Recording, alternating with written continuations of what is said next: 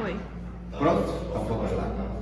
Então, como nós estávamos falando, é muito interessante essa questão da valorização da vida, né?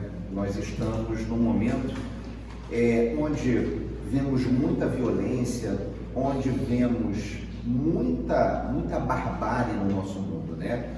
O noticiário, como ele é muito dinâmico, não que os atos bárbaros nunca tenham existido, a desvalorização da vida nunca tem existido, mas o noticiário é muito dinâmico.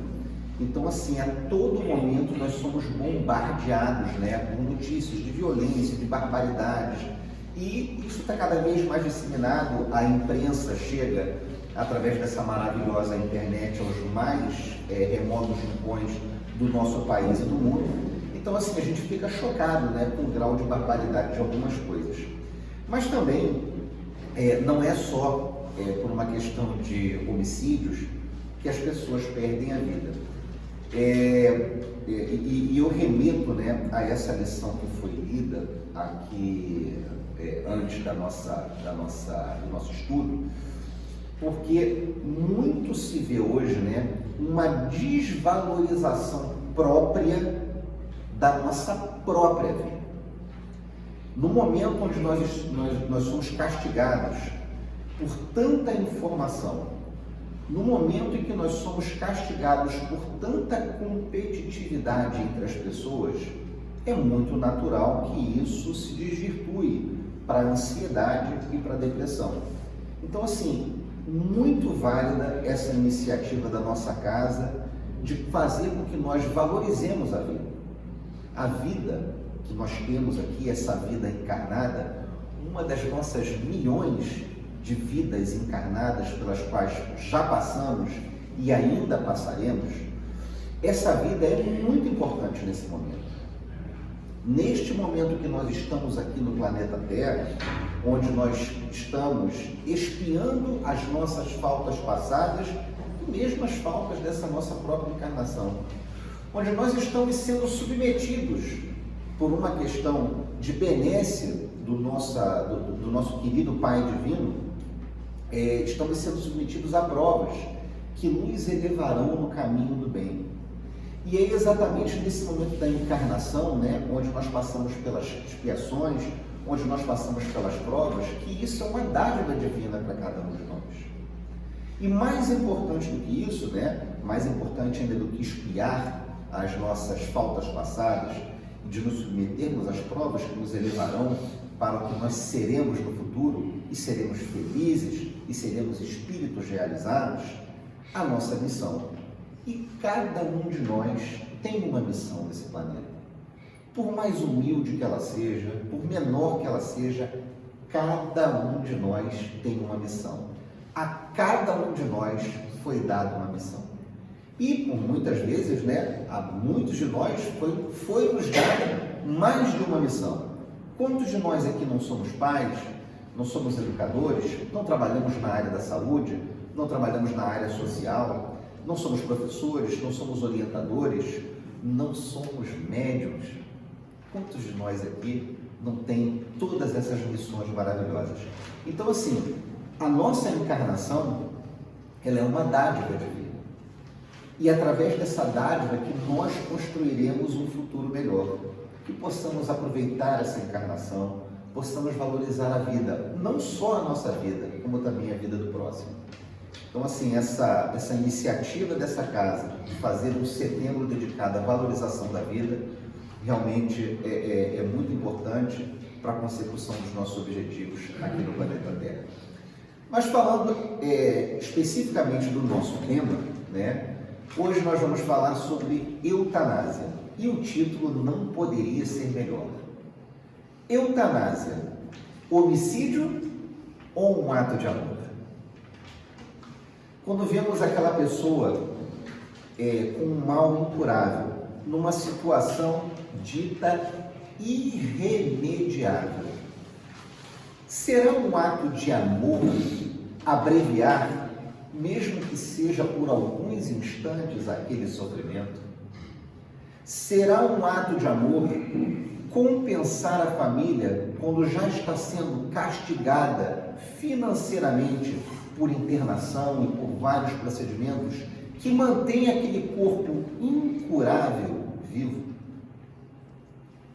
Será que não é um ato de amor permitir a libertação do espírito, uma vez que nós já entendemos pela farta literatura espírita que no momento da nossa encarnação, embora estejamos nos submetendo às expiações, às provas e às lições que nos foram dadas, nesse momento nós sabemos que o nosso corpo é aprisionado.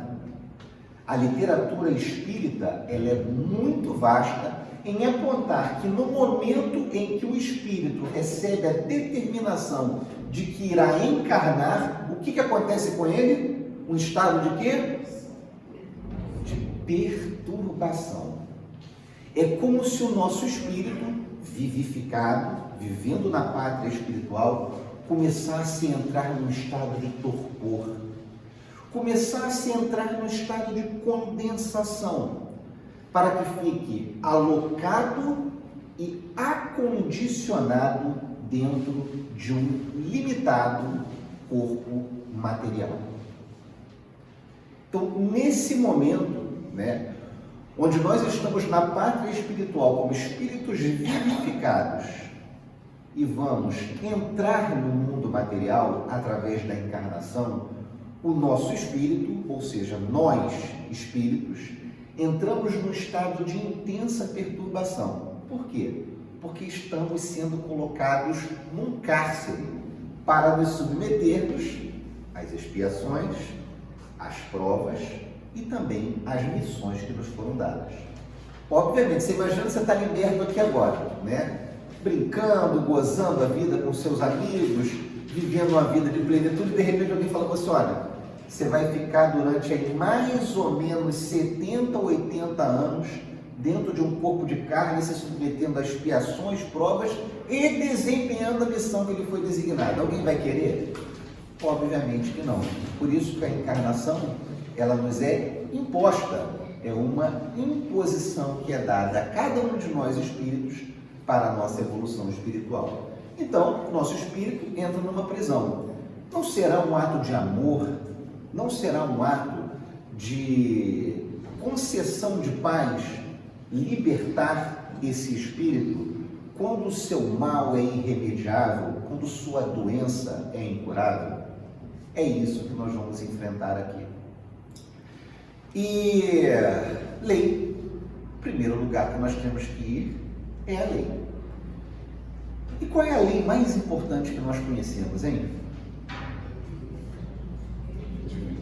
Aquela lei que nos foi trazida por Moisés. Os 10 mandamentos. Qual é o 6º mandamento? Não matarás. E assim, o mais interessante é que se você pegar a passagem bíblica, onde nós temos a narrativa dos 10 mandamentos, todas elas, até o 5º mandamento, tem uma explicação, amarás teu Deus e santificarás um dia durante a semana, e tudo tem uma explicação. O 6º mandamento, ele é peremptório, não tem explicação, não matarás. Não matarás e acabou. Não matarás.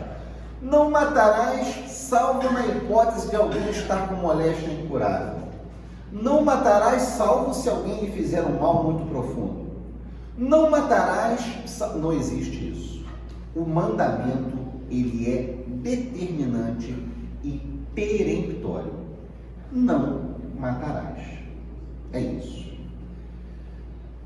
E como nós sabemos, a grande maioria das codificações penais, ela se calcou nos 10 mandamentos.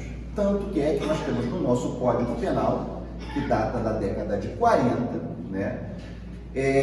nós temos uma parte geral, contando quem é imputável, quem não é, como é que se dá o fazimento da pena, como é que se dá a sua condição de não ser cumprida naquele momento. Então tem uma série de explicações na parte geral do Código Penal. Mas quando começa a parte dispositiva dos crimes, né, a tipificação dos crimes, artigo 121 é o primeiro. Qual é o primeiro crime que nós temos no Código Penal para quem é advogado? Homicídio. Está lá no artigo 121 do Código Penal. Então, assim, está em linha exatamente com os 10 mandamentos, onde o primeiro mandamento peremptório é o que? Não matarás. Então, qual é o bem mais importante? E aqui vamos falar um pouco desse juridiquês, né? Qual é o bem mais importante que cada um de nós tem? É a vida. É a vida. Por isso, ele é o primeiro bem protegido pelo nosso Código Penal, que nos proíbe de praticar o homicídio. Está lá no Código Penal. Matar alguém, tipificação. A pena aplicada. E é óbvio, né, que o artigo 121 se desdobra em várias vertentes, porque há o homicídio culposo, há o feminicídio, há toda uma disposição. Mas notem o seguinte, lá no parágrafo 1º do artigo 121 do Código Penal, há uma redução da pena. Há uma redução da pena se o crime for praticado por violenta emoção ou por algum tipo de comoção de ordem moral. E mesmo que nós não tenhamos uma tipificação específica para a eutanásia, toda vez que alguém tira a vida de alguém sobre essa violenta emoção, sobre essa forte comoção moral, a eutanásia é tipificada nesse artigo 121, parágrafo 1º, onde há o quê? Uma redução da pena. Então, assim, a nossa lei, a lei humana, embora a lei divina seja peremptória, né? Os 10 mandamentos apontam, não matarás, a lei humana, ela dá uma espécie de bonificação para aquele que comete o homicídio sobre essas condições. Então, assim, se você comete o homicídio por força de pena, de uma disposição de pena em relação ao seu próximo, o Código Penal, a nossa lei penal, vai reconhecer isso como um redutor da sua pena. Ótimo. Compreendido isso, vamos adentrar agora a doutrina espírita. O Livro dos Espíritos, ele nos deixa claro o seguinte, e a pergunta de Kardec, ela é clara. Procederá bem aquele que diminuir a vida do seu próximo na hipótese de um mal incurável e irremediável? E os espíritos respondem, não. E essa resposta também é peremptória, assim como nos aponta os 10 mandamentos. Não. E por quê? O primeiro ponto, é dado a nós o poder de conceder a vida a alguém?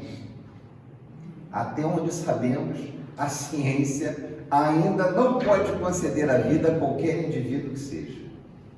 O fenômeno da vida ainda é inexplicável para nós seres humanos.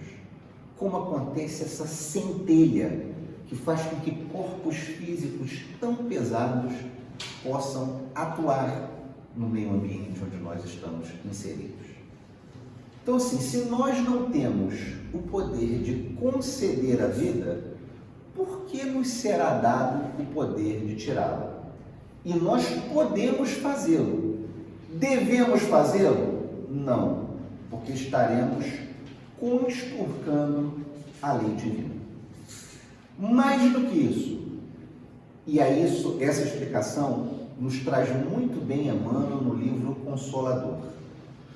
Quando nós vemos alguém naqueles momentos difíceis, às vezes doenças degenerativas, às vezes doenças onde o sujeito começa até o seu estado de decomposição, antes do desligamento da vida do corpo com a vida espiritual. Situações realmente degradantes para o corpo físico, para aquele espírito naquele momento. Mesmo nessas situações, alguém aqui consegue dizer e apontar com absoluta certeza que aquele sujeito irá morrer? Quantas vezes, e isso até é entendido como um milagre do ponto de vista científico, quantas vezes pessoas no leito de morte, já desenganadas pela ciência e pela medicina, não se recuperaram e não retomaram o curso de sua vida. Minha mãe, com pouquíssimos anos de vida, foi acometida de uma meningite. Minha avó levou para o hospital, né? E o médico falou assim: olha, infelizmente não temos mais nada para fazer. Leva sua filha para casa. E aí a minha avó, desesperada, foi até a irmã dela, médium, que recebia um espírito que eu posso estar enganado, se chamava Manel Baiano, fez um passe curativo e 70 anos depois, olha quem está aqui. Olha quem está aqui. E estou eu aqui para comprovar o alegado, né? Como filho mais velho dela. Alguém pode dizer, mesmo desenganado pela medicina, que aquele mal para Deus é irremediável? Nós, seres humanos, ainda tão abaixo na escala espírita, ainda habitantes do mundo de expiações e provas, que das 5 gradações planetárias é a segunda. Algum de nós já domina a ciência plenamente como a ciência precisa ser dominada? Já temos o total conhecimento da ciência para apontar que algum mal é irremediável? Quantas vezes o socorro não chega no último instante? Alguns até desencarnados, já dados como desencarnados, como o exemplo maravilhoso bíblico de Lázaro, alguns já tidos por desencarnados. Há alguns dias, eis que Jesus adentra aquele túmulo e retira Lázaro enfaixado. Quem de nós pode dizer que a desencarnação é certa? O próprio Livro dos Espíritos nos diz que podemos até vislumbrar o momento onde se dará a nossa encarnação, mas o momento exato, somente quem sabe? Só Deus é quem sabe. Só Deus é que sabe o momento da nossa desencarnação. Então, assim, não temos o poder de conceder a vida a ninguém, e mais do que isso, não temos a certeza que o mal é irremediável e incurável. Então, só por isso, do ponto de vista espírita, nós não temos o direito de tirar a vida de ninguém, ainda que seja por um ato de amor, por um ato de compaixão pelo nosso próximo. Mas a doutrina espírita, ela é maravilhosa em explicação. A gente pode reclamar de tudo, a gente pode não acreditar na reencarnação, a gente pode não acreditar nos dogmas, a gente pode fazer o que quiser. E assim, a liberdade de entendimento é de cada um e não cabe a mim nem a ninguém dizer o que você vai acreditar, o que você não vai acreditar. Mas se tem uma coisa que a doutrina espírita tem de legal, é que ela é lógica. Lógica. Ela te convence pela lógica das coisas. Continua Kardec e Emmanuel, que naquele momento da desencarnação, momentos difíceis de agonia para o nosso espírito e para o nosso corpo físico, muitas vezes se estabelecem alguns pontos que são inimagináveis e que não são visíveis para nós. Por exemplo, a autopiedade e o auto-perdão. Naquele momento onde você está passando por aquele alambique da purificação do seu espírito, por força da doença do seu corpo físico, muitas vezes nós desenvolvemos a nossa autopiedade. Muitas vezes nós desenvolvemos o nosso arrependimento. Desenvolvemos o nosso arrependimento por problemas que nos levaram àquele estado. Aquele momento de agonia, de dificuldade, ele é um momento necessário para que nós consigamos, ainda que por breves minutos ou segundos, fazer o nosso melhoramento íntimo, compreender, entender o que nos levou ali, os excessos, as faltas, as dificuldades, e qual é o principal instrumento para que nós nos tornemos espíritos melhores a partir de um ato ruim praticado por nós. É o arrependimento. E muitas vezes, nesse momento de desencarnação difícil, nesse contínuo sofrimento do corpo físico, é o momento onde nós mais estabelecemos esse ato de arrependimento. Vamos pegar uma historinha da doutrina espírita? Livro Obreiros da Vida Eterna. Quem não leu, quem já leu, a minoria leu, então a gente vai fazer uma passagem rapidinho aqui, tá? Tem um espírito, né, encarnado ainda, chamado Cavalcante, tá?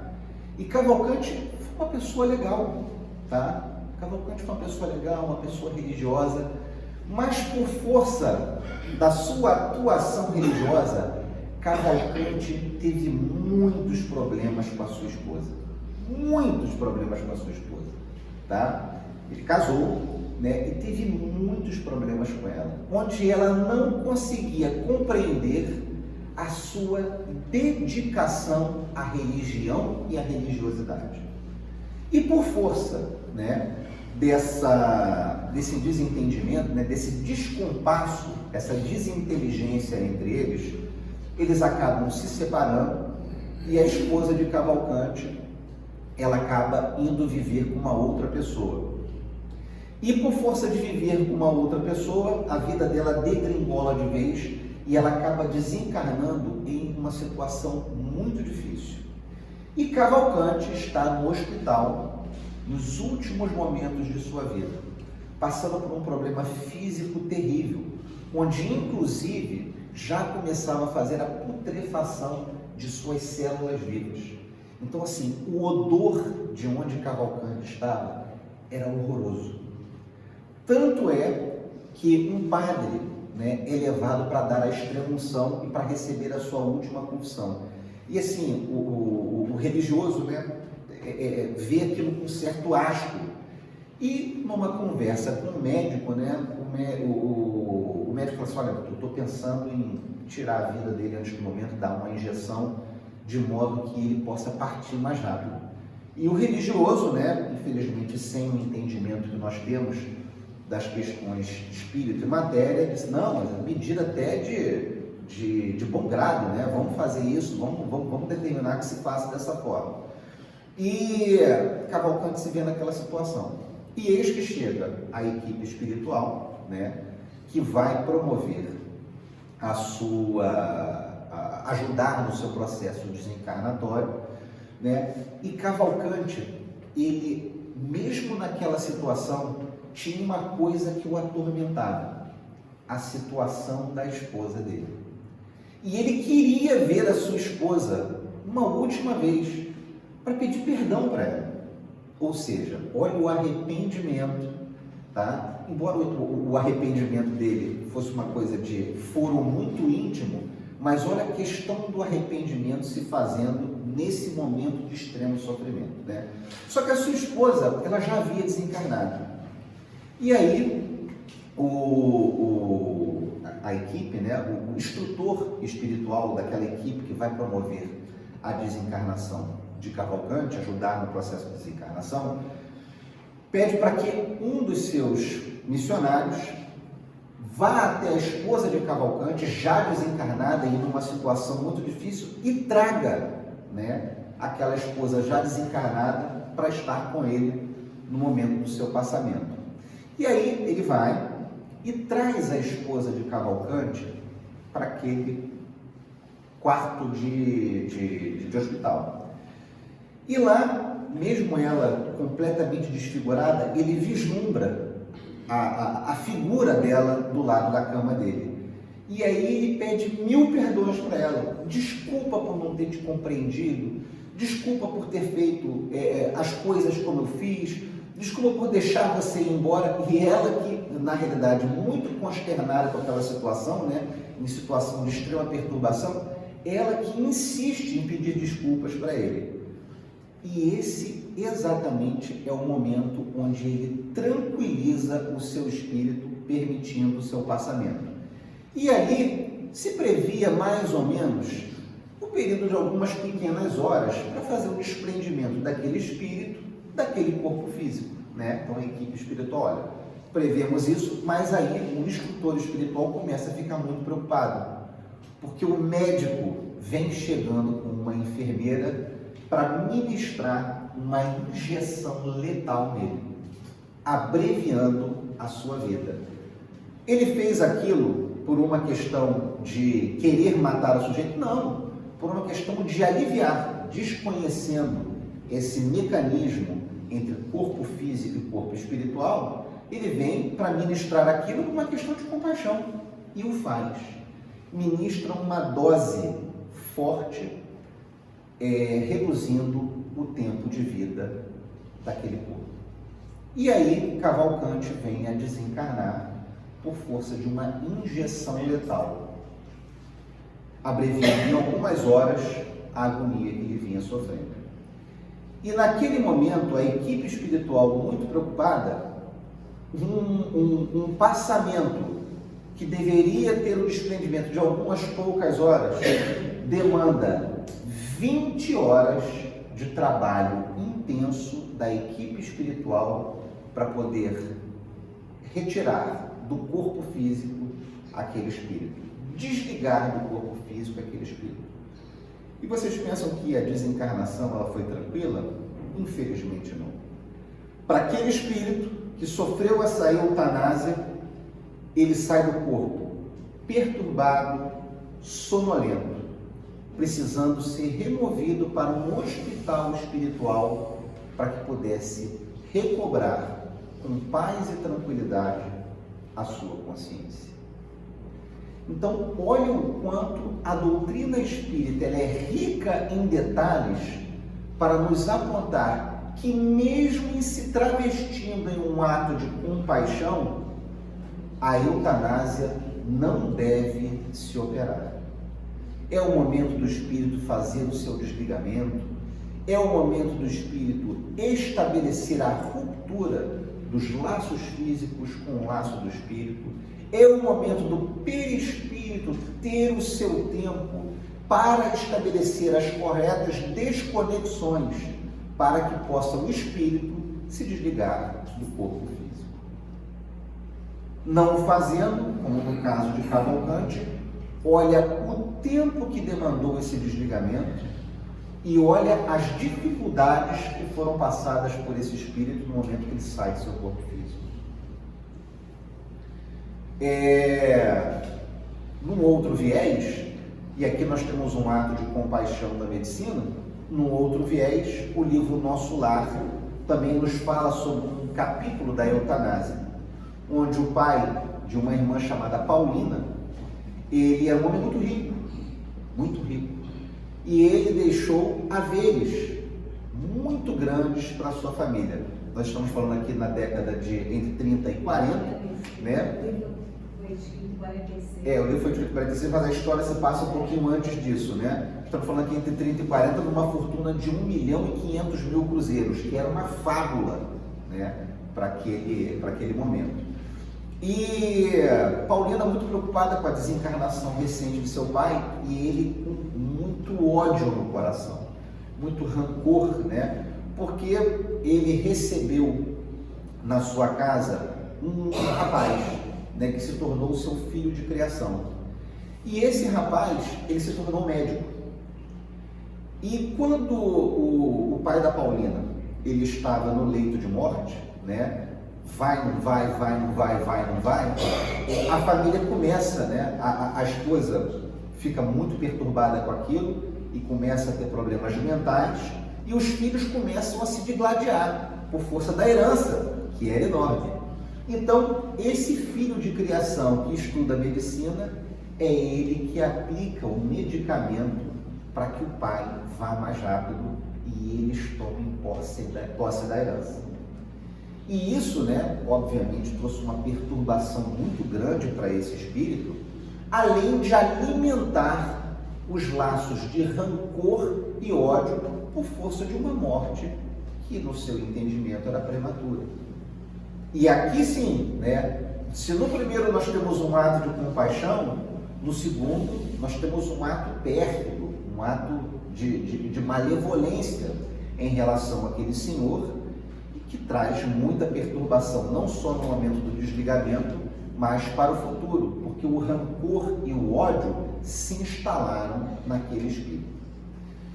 Então, assim, nós já entendemos, né, que do ponto de vista espírita, a eutanásia, ela não é uma medida salutar, não é uma medida de auxílio e não é de forma nenhuma uma medida que vai ajudar a quem quer que seja. Mas como nós, na qualidade de espíritas, podemos ajudar e auxiliar no momento de um passamento tão difícil? E acreditem, meus amigos, né, a gente acha que nunca vai acontecer com a gente. A gente acha que nunca vai acontecer. Mas nós não sabemos como se dará a nossa desencarnação, nem a desencarnação de nossos entes queridos. Cônjuges, pais, mães, filhos, porque alguns de nós, infelizmente, passamos nessa encarnação onde nós vivemos, nesse mundo de expiações e provas, pela dificuldade que é a perda de um filho, e alguns de nós presentes aqui sabem que dificuldade é essa, e nós não sabemos como se dará essa desencarnação. Se ela vai se dar de uma forma tranquila e rápida, ou se ela vai se dar num processo de extrema dificuldade, de extremo sofrimento para o corpo físico. Nós não sabemos que tipo de doença vai nos tirar do planeta Terra, nem que tipo de doença vai tirar dos nossos cônjuges. E às vezes essa agonia se prolonga por dias, por meses, e em alguns momentos por anos, trazendo grande dificuldade para as famílias, às vezes consumindo verdadeiras riquezas, porque uma internação no hospital é uma coisa caríssima e a manutenção dessa internação também é caríssima. E como nós espíritas devemos nos colocar nessa hipótese? Nos diz, né, a literatura espírita, em especial o Evangelho segundo o Espiritismo, que melhor nós podemos fazer por um espírito em agonia e em dificuldade é exercer o poder da nossa compaixão por meio da oração. E é importante, né, que nesse momento da oração, e nós aqui que participamos da reunião de cura nas terças-feiras, né, esse trabalho que é muito legal, nós aprendemos que nesse momento da oração, por alguém que está extremo em agonia, é necessário que do nosso íntimo brote a compaixão e a empatia por aquele espírito. Porque cada um de nós pode passar pela mesma situação. Então, a melhor maneira de levarmos fluidos positivos para aquele espírito é exercer na plenitude a nossa compaixão, germe do amor, e a nossa empatia, germe do entendimento e da compreensão. Então, ao elevar o nosso pensamento, que o façamos com compaixão e com empatia. E aqui, né, eu queria aqui nessa fase final da nossa conversa,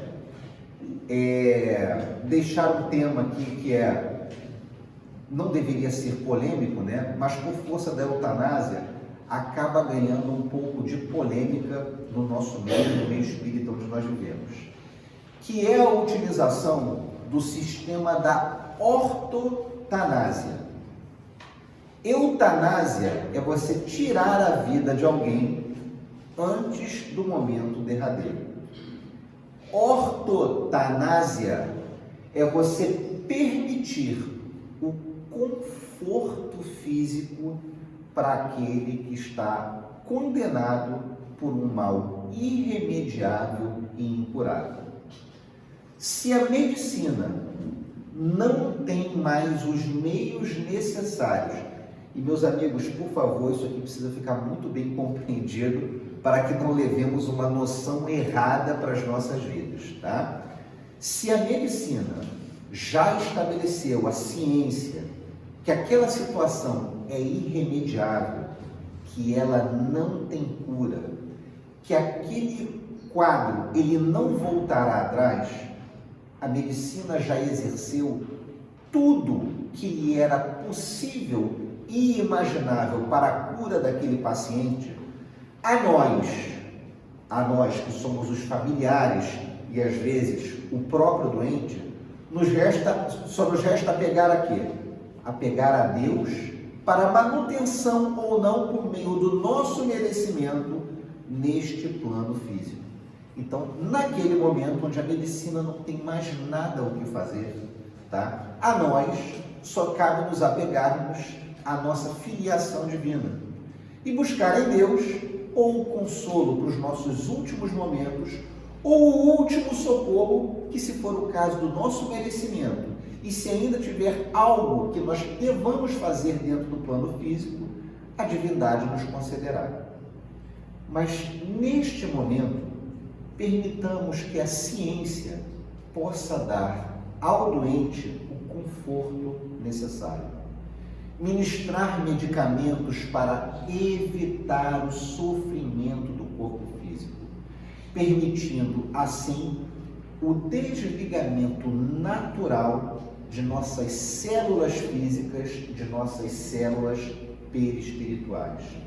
Não é matar um indivíduo, é dar ao corpo físico o conforto necessário para que possa fazer o seu desligamento sem dor, sem agonia e num estado de tranquilidade e harmonia para o espírito.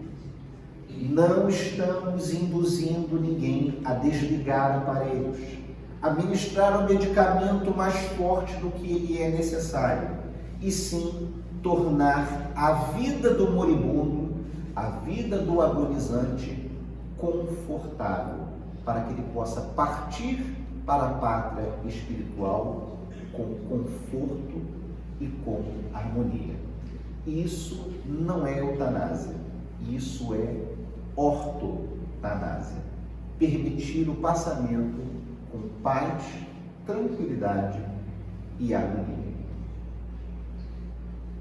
Se a ciência hoje pode nos permitir a sedação, pode nos permitir o estado de coma induzido, pode nos permitir todas essas coisas que dão mais conforto para o nosso corpo físico, a ciência está aqui para isso. A ciência não vai desligar os laços físicos dos laços espirituais, mas ela permitirá o exercício desse passamento com tranquilidade e com paz. Compreendemos isso? Isso se chama ortotanásia.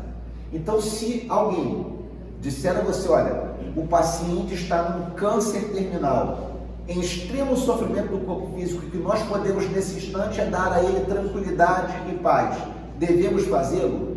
Esse sim é um ato de compaixão. Esse sim é um ato de amor. E que possamos dar, além disso, as nossas preces e o nosso coração confortador para nos submeter à lei divina e para entender que o momento da finalização daquela vida no corpo físico se encerrou. Bom, acho que nós conseguimos fechar por aqui. Obrigado mais uma vez pelo silêncio de vocês. Possamos ter uma semana de paz e de tranquilidade e de valorização à vida, que é o mais importante. Desafiador, né? Desafiador. Muito bom, né? Ser desafiado é muito bom, né? Que bom, né? Que cumpriu a sua tarefa hoje. Muito obrigada, meu filho. Eu lembrei aqui, né, quem se conhece o Gerson Monteiro, que foi dirigente da antiga ZR, foi dirigente da Rádio Janeiro por muitos anos. Ele ficou 1 ano na UTI. 1 ano.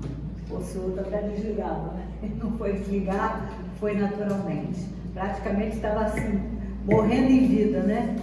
Mas ficou 1 ano na UTI e, graças a Deus, fez o seu passamento de modo natural. Muitas vezes o espírito precisa disso, né? Precisa. Aí diz, puxa, Gerson Monteiro, mas precisava, né? O que estava acontecendo com o nosso irmão? A gente não sabe, né? Mas graças a Deus, né, cumpriram, né, a família cumpriu a missão de deixar ele lá, como ele falou, da ortotanásia, e ele ficou lá naturalmente, tranquilo, até para fazer a sua passagem, né? Então, é assim, uma maneira de ver, né, de amor também a esse paciente que está sofrendo tanto, né?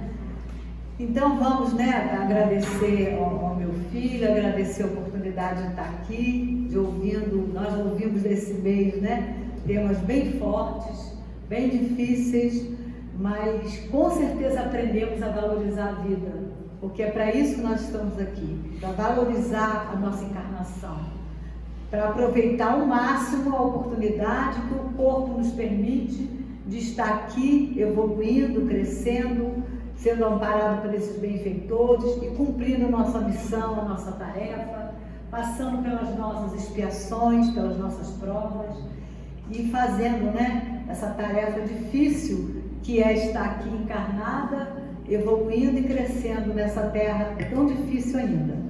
Mas foi vamos dizer assim, um grande desafio que eu dei para a Fabiana, que eu dei para a Rosângela, né, para o meu filho. Eu esqueci outra pessoa que fez também, a Renata, né? A Renata também. Então, assim, foram 4 semanas para que a gente pudesse aprender um pouco a valorizar a nossa vida, a valorizar a oportunidade de estar aqui encarnada nessa terra, porque é para isso que a gente veio aqui, para aprender, para evoluir, para crescer. Não é para sofrer, gente, e muito menos é para, vamos dizer assim, estar aqui sendo punido. Ninguém está aqui sendo punido, a gente está aqui evoluindo, crescendo.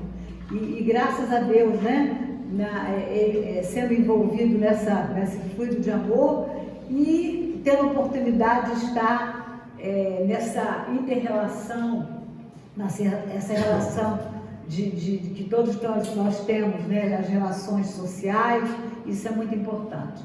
Eu queria saber se tem alguém pela primeira vez aqui. Tem alguém pela primeira vez? Ah, sim. Como é o seu nome? Denise. Como? Denise. Seja bem-vinda, tá, querida? Se depois quiser conversar conosco, fazer um atendimento, tá? E aqui o atendimento está para todos, né? É importante esse atendimento. Às vezes é uma dor, eu digo que ninguém quer se matar. Ninguém. A pessoa quer tirar a dor de dentro dela. Esse vazio, né? Então, o suicídio é isso. A pessoa quer tirar a dor que está dentro dela. E muitas vezes não vê, né? Não vê, vamos dizer assim, uma oportunidade de estar aqui, não enxerga que estar aqui é o melhor momento. Então, tira a sua própria vida.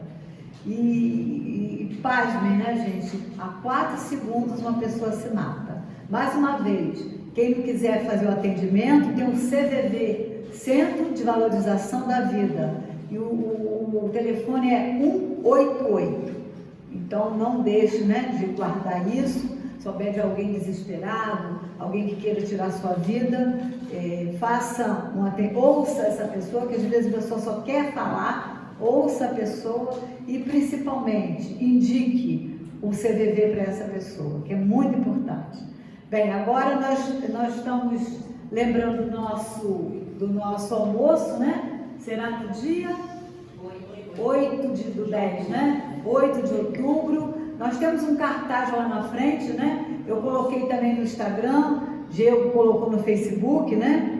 Então a gente está lá com a propaganda do nosso almoço. Quem quiser colaborar, trazendo um doce, quem quiser colaborar de alguma maneira, a gente está aqui para receber ajuda. E nós já começamos também. O convite está com você, né? Tá, com Cristiana. Então, isso. É R$25, tá, gente? E eu, assim, é farto o almoço. Eu, por exemplo, como pouco, dá para duas, dá para mim e dá para outro. É muita comida. E aqui também nós temos os afiliados, né? Que a gente começa a fazer agora no mês de setembro, esse apadrinhamento para as crianças que não têm muitas vezes uma roupa nova para vestir, um calçado novo, um brinquedo.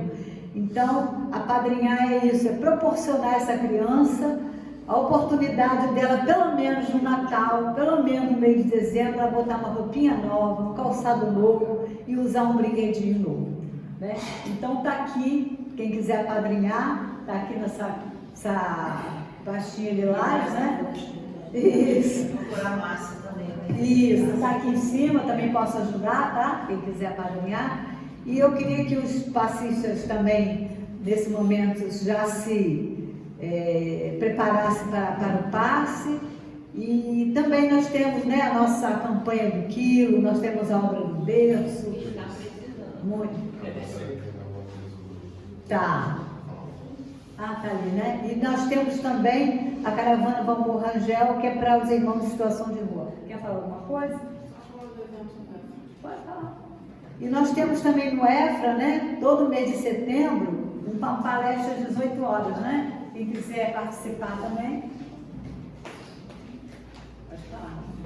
Oi, bom dia, gente. Só para lembrar do evento que vai ter semana que vem no EFRA, dia 30, o Abrarte em Movimento. Vai ter várias atrações artísticas, né, o Toque da Alma, o Robson Ribeiro, Luz Ar com Cristo e o Rômulo Baldez, né, um artista plástico.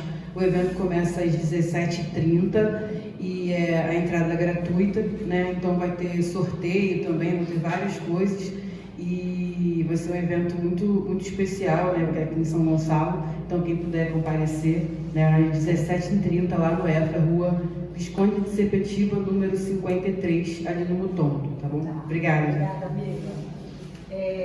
Nós ontem tivemos um seminário de passe aqui, a primeira parte, e vamos continuar com a segunda parte no dia 30, né, que é sábado também agora, pela manhã, 11 horas, e vai até 1h30 da tarde, tá bom? Então, a gente tem muita coisa para fazer, né?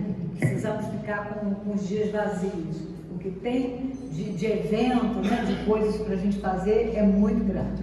Então vamos fazer nossa oração, agradecer a Jesus, né, por a gente estar aqui, por esse mês que eu fiquei muito feliz com o mês, porque nós falamos de coisas tão sérias, mas de maneira tão tranquila e tão leve, né, como a nossa irmã Rosângela falou do aborto semana passada. Então, que possamos aproveitar bastante, Jesus, essa oportunidade de estar aqui, reunida em Teu nome, agradecendo muito essa espiritualidade que está sempre presente, nos ajudando, nos amparando, agradecendo ao Criador por nos proporcionar vir aqui e agradecer principalmente a Ti, Jesus, pela oportunidade de servir. Muito obrigada, Senhor, por essa oportunidade, obrigada por o Senhor nos ajudar tanto, ter esse carinho enorme. E eu digo que a gente está com muita saudade do Cristo, porque a gente tem falado tão pouco dele, não nessa casa, mas no movimento espírita. Que possamos, Jesus, aproveitar essa oportunidade de estar aqui nessa casa e que todos nós possamos sair daqui melhores, levando essas vibrações, levando esse amor, levando esse conhecimento para todas as pessoas que precisam. Ampare os desesperados, ampare as pessoas que estão à beira do suicídio, pela dor, pela dificuldade de entender o seu sofrimento. Ampare a todos que precisam nesse momento. Que esse ponto de luz, que esse posto avançado possa envolver todo o mutuar e toda a terra. Muito obrigada, Senhor, por essa oportunidade grandiosa desse banquete espiritual. Graças a Deus. Bem, quem pode aplicar o passe, né? Quem pode ajudar